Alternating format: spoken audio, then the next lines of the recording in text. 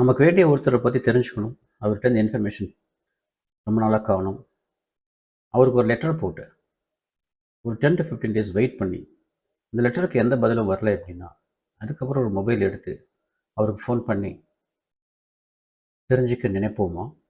இல்லை இமீடியட்டாக ஃபோன் எடுத்து அவர் நம்பர் டயல் பண்ணி உங்களை பற்றி இன்ஃபர்மேஷன் இல்லை, நீங்கள் எப்படி இருக்கீங்கன்னு நீங்கள் எப்படி இருக்கீங்கன்னு அப்படி தெரிஞ்சுக்க பார்ப்போமா?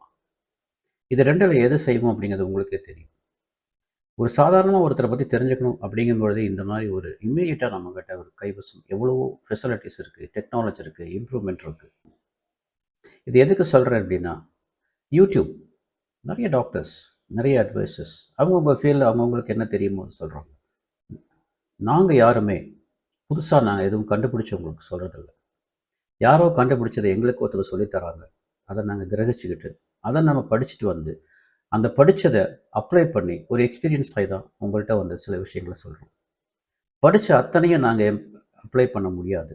நாங்கள் அப்ளை பண்ணி அதில் என்ன ப்ராப்ளம் வருது, எவ்வளோ ரிலீஃப் கிடைக்குது அப்படின்னு கண்டுபிடிச்சி எனக்குன்னு ஒரு ஸ்டைல் ஆஃப் ட்ரீட்மெண்ட்டை கொண்டாடுறோம்.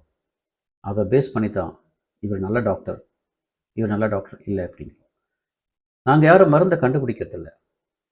இந்த மருந்து எப்படி வேலை செய்யுதுன்னு படிச்சுட்டு வந்து அதை ட்ரையல் பார்த்து ஒவ்வொருத்தருக்கும் ஒரு மருந்தை கொடுத்து சரி பண்ண பார்க்க. ஒரு டாக்டர் சொல்கிறாரு, டாக்டர் சொல்கிறத கேட்காதீங்க அப்படின்னு.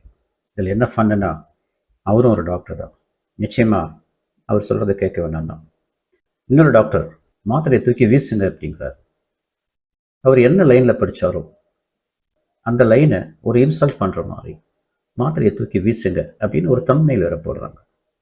என்ன பண்ணியிருக்கணும்? நம்ம படித்ததை தூக்கி வீசியிருக்கணும். படிக்கிறதே அறிவு வளர்த்துக்கத்தான், தெரிஞ்சுக்கத்தான்.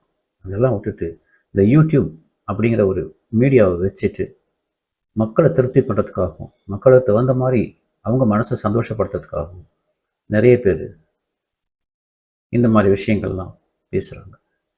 என்ன சொல்லப்போனால் போடுற தம்ப்நெயிலுக்கும் அவங்க உள்ள சொல்கிற விஷயத்துக்கும் நிறைய சமயத்தில் சம்மந்தம் இருக்கிறதே இல்லை. சமீபத்தில் ஒரு டாக்டர் பேசுகிறத கேட்டேன். அதில் உங்களுக்கு வந்து நெஞ்சில் வலி இருக்குது, கஷ்டம் இருக்குது அப்படின்னா அது கேஸ்ட்ரிக் ப்ராப்ளமா இல்லை ஹார்ட் ப்ராப்ளமா அப்படின்னு தெரிஞ்சுக்கிறதுக்கு ஒரு பிரமாதமான ஐடியா கொடுக்குறாங்க அவங்க. இந்த ஐடியா எதுக்கு ஈக்குவல்னா, நான் சொன்னேன்ல, லெட்டர் போட்டு ஒரு வாரம் வெயிட் பண்ணி அதுக்கப்புறம் மொபைல் எடுத்து அதை கூப்பிட்றது, அதுக்கு ஈக்குவலாக இருக்கக்கூடிய ஒரு விஷயம் இது. அவங்க என்ன சொன்னாங்க, அது கேஸ்ட்ரிக் ப்ராப்ளமா இல்லை ஹார்ட் ப்ராப்ளமா அப்படின்னு தெரிஞ்சுக்கிறதுக்கு என்ன செய்யலாம், சிம்பிளாக என்ன செய்யலாம், கண் கூட அது என்னென்னு ரியலாக தெரிஞ்சுக்கிறதுக்கு என்ன செய்யலாம் அப்படிங்கிறத பற்றி தெரிஞ்சுக்கணும் அப்படின்னா கீழே இருக்கிற லிங்க் கிளிக் பண்ணுங்கள்.